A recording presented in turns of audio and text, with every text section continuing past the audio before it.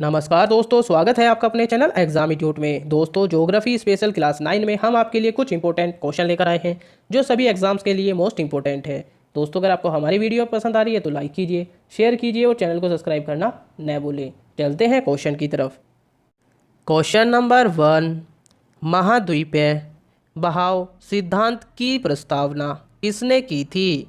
आपके पास ऑप्शन है इस प्रकार। ऑप्शन ए Alfred Wegener, option B Alfred वॉरविंग, ऑप्शन सी अल्फ्रेड हेग्स या ऑप्शन डी अल्फ्रेड मेन।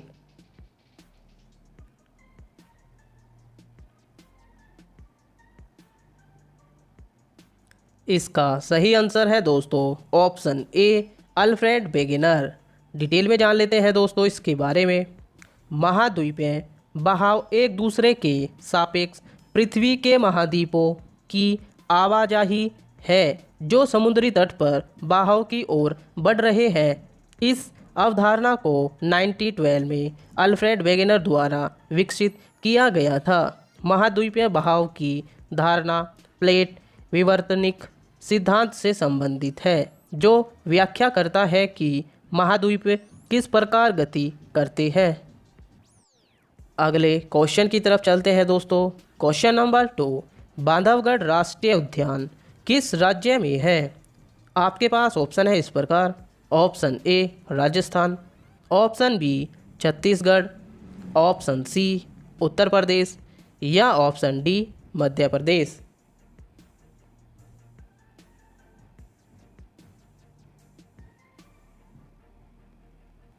इसका सही आंसर है दोस्तों option D Madhya Pradesh. Detail में जान लेते हैं दोस्तों इसके बारे में। बांधवगढ़ राष्ट्रीय उद्यान मध्य प्रदेश के उमरिया जिले में स्थित है। इसे 1968 में राष्ट्रीय उद्यान घोषित किया गया था। इसका नाम प्रमुख पहाड़ी क्षेत्र के नाम पर रखा गया है। अगले क्वेश्चन की तरफ चलते हैं दोस्तों। क्वेश्चन नंबर 3, जिन देशों को सामान्य बाल्टिक देश कहा जाता है उनके समूह में कौन कौन से देश शामिल हैं? आपके पास ऑप्शन है इस प्रकार। ऑप्शन ए पोलैंड, बेलारूस और Lithuania, option B Denmark, Poland और Latvia, option C Sweden, Finland और Estonia, option D Estonia, Latvia और लिथुआनिया।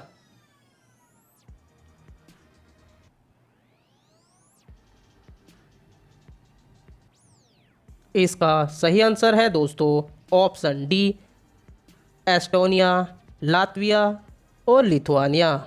डिटेल में जान लेते हैं दोस्तों इसके बारे में।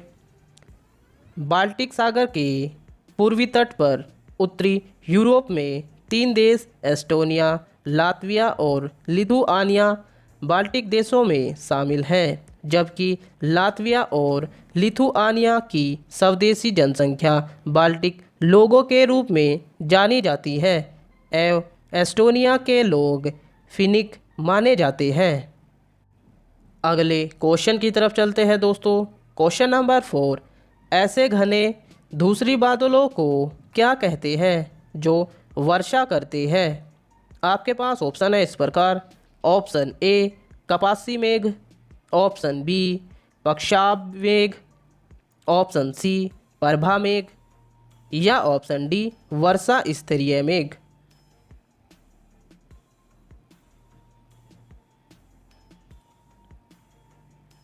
इसका सही आंसर है दोस्तों ऑप्शन डी वर्षा स्तरीय मेघ। डिटेल में जान लेते हैं दोस्तों इसके बारे में। वर्षा स्तरीय मेघ निम्न मेघ है जो गहरे भूरे रंग का होता है। वर्षा स्तरीय मेघ लगातार जल वृष्टि या हिमवृष्टि कराते हैं। ये बहुत सघन और काले रंग के होते हैं जिससे धरातल पर अंधेरा छा जाता है। कभी कभी इनसे होने वाली वृष्टि धरातल पर पहुंचने से पूर्व वाष्प बनकर वायुमंडल में विलीन हो जाती है। अगले क्वेश्चन की तरफ चलते हैं दोस्तों। Question number 5, continent of contrast किसे कहते हैं? आपके पास ऑप्शन है इस प्रकार। Option a Asia, option b Africa, option c Australia या ऑप्शन डी अंटार्कटिका।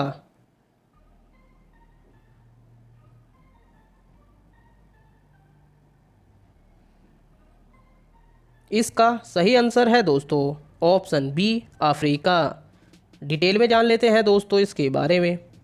अफ्रीका अपने विविधता की वजह से विरोधाभास के महाद्वीप के रूप में जाना जाता है। इसकी विविधता भौतिक पर्यावरण और लोगों के प्रसार के साथ शुरू होती है, लेकिन संस्कृति, भाषा, धर्म एवं जीव शैली में भारी बदलाव भी देखने को मिलता है। यहाँ उत्तर से दक्षिण तक मुख्य रूप से कई जलवायु क्षेत्र एवं विभिन्न भिन्न परिस्थिति तंत्र पाए जाते हैं। लोगों के जीवन में उल्लास और नए रंग भरते हैं। अगले क्वेश्चन की तरफ चलते हैं दोस्तों। क्वेश्चन नंबर 6, कॉस्मोलॉजी समझाने के लिए गॉड पार्टिकल की परमाणविक अवधारणा किसके द्वारा प्रस्तुत की जाती थी। आपके पास ऑप्शन है इस प्रकार। Option a Higgs, option b Hecataeus, option c Thomas Gold या ऑप्शन डी रेटजेल।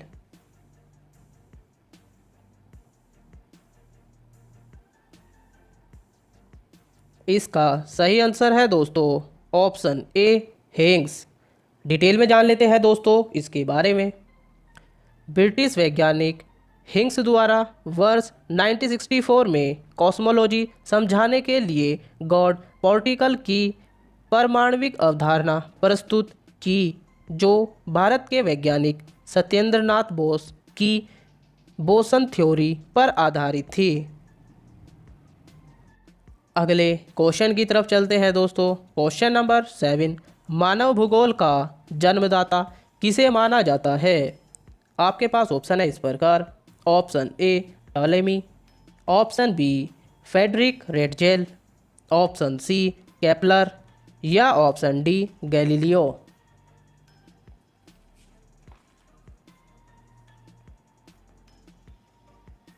इसका सही आंसर है दोस्तों ऑप्शन बी फ्रेडरिक रेटजेल। अगले क्वेश्चन की तरफ चलते हैं दोस्तों।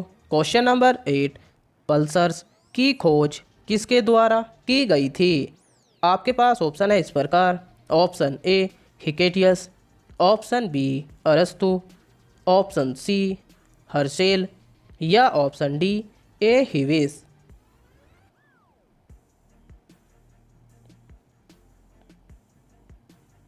इसका सही आंसर है दोस्तों ऑप्शन डी ए हिविस। डिटेल में जान लेते हैं दोस्तों इसके बारे में। पल्सर्स की खोज ए हिविस इंग्लैंड ने 1967 ईस्वी में की। पल्सर्स उच्च घनत्व वाले न्यूट्रॉन तारे हैं। पल्सर्स समान अंतराल पर रेडियो सिग्नल छोड़ते हैं। अगले क्वेश्चन की तरफ चलते हैं दोस्तों। क्वेश्चन नंबर 9, सौरमंडल का सबसे बड़ा ग्रह कौन सा है। आपके पास ऑप्शन है इस प्रकार। ऑप्शन ए शनि, ऑप्शन बी पृथ्वी, ऑप्शन सी बृहस्पति या ऑप्शन डी मंगल।